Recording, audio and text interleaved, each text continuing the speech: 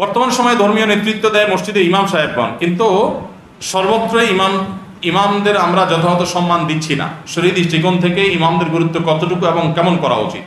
ভাইরা আমার, ইমাম সাহেবদের ইমাম সাহেবদের যে ত্যাগ, তাদের যে কোরবানি, তাদের যে অবদান, এটা সমাজের মানুষ অনুভব করা তাদের কর্তব্য। ইমাম সাহেবদের মর্যাদা দেওয়া উচিত, তাদের হক আদায় করা উচিত এবং তাদেরকে শ্রদ্ধা করা উচিত। ইমাম শব্দের অর্থ হলো নেতা। ইমাম মানে কি? নেতা। এখন আমাদের ইমাম সাহেব হলেন চাকর, আমরা সবাই হলাম নেতা, আর ইমাম সাহেব হলেন কি? একা চাকর। কারণ সবাই অর্ডার করে, সবাই নির্দেশ করে, সবাই কৈফিয়ত তলব করে। একজন মানুষ সবার কাছে আপনার অধীনস্থ ভাব, তার নাম ইমাম। অন্য কোনো চাকরি এরকম না যে একজন মানুষ 500 জনের কাছে জবাবদিহি করা লাগে। ইমাম সাহেবের মুসল্লি 500 জন হলে 500 জনের কাছে কি লাগে? জবাবদিহি করা লাগে। দুর্ভাগ্যজনক আমাদের জন্য এটা।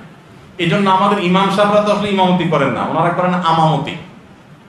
একটা হলো ইমামতি, আরেকটা হলো আমামতি। পার্থক্য বুঝেন? আলেমরা বুঝবেন। আমাম মানে সামনে, আর ইমাম মানে নেতা। ইমাম সাহেব শুধু সামনে থাকে, এই আমামতি করে, মানে সামনে থাকার কাজটা করে, শুধু নেতৃত্বের কাজটা ওনার দ্বারা করা হয়। অবশ্যই এক্ষেত্রে আমাদের ইমাম সাহেবদেরও দোষ কম না। আমাদেরও দেখা যায় আত্মসম্মান বোধের যথেষ্ট অভাব থাকে। আমরা নিজের মর্যাদা আমরা ধরে রাখতে পারি না। মুসল্লিদের ত্রুটি তো মূল, ইমাম সাহেবদেরও কোনো কোনো ক্ষেত্রে আমাদের কি আছে? ত্রুটি আছে, যার কারণে আমরা আমাদের মর্যাদা আদায় করতে পারি। আমি মণিপুরে এক মসজিদে দীর্ঘদিন ইমামতি করেছি আলহামদুলিল্লাহ, এবং এখনো এক মসজিদে আমি খুতবা দিচ্ছি, জুমা পড়াচ্ছি বহু বছর। হুজুর হিসাবে কেউ আমাকে দাওয়াত দিয়ে খাওয়াবে, এটা আমার জীবনে খুব একটা ঘটছে আমার মনে পড়ে না। বিচ্ছিন্ন দুই একটা ঘটনা থাকতে পারে, নর্মালি আমার এরকম হয় নাই কখনো যে হুজুর হিসাবে দাওয়াত দিয়ে খাওয়াবে দয়া করে।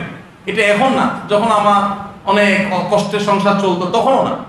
আলহামদুলিল্লাহ এই আত্মসম্মান বোধ বজায় রাখতে চলতাম। আমার ওয়াইফ এলাকার কোনো বড় লোকের বাসায় যাবে, কোনোদিনই আমি সাধারণত করতে দেইনি। কেন দেইনি? কারণ আমার ওয়াইফ হীনমন্যতা ভুগবে, দরকার নেই। আমি আমার নিজের হালে অনেক সুখী আছি আলহামদুলিল্লাহ।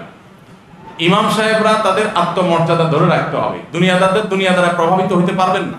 তাদের ব্যক্তিত্ববোধ থাকতে হবে, দায়িত্ববোধ থাকতে হবে, চাকরির বাইরে উঠতে হবে। তাহলে সমাজের জন্য অনেক কিছু করা যাবে। তখন সমাজ ইমাম সাহেবের কদর করতে বাধ্য হবে।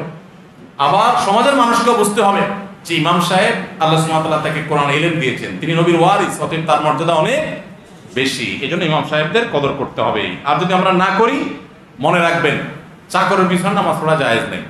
জায়েজ নাই এর মানে নামাজ হবে না তা না, মানে ইমাম সাহেবকে আপনি চাকরের মতো ট্রিট করলেন, এটা জায়েজ কাজ হবে না। আল্লাহ আমাদেরকে বোঝার তৌফিক দান করুন।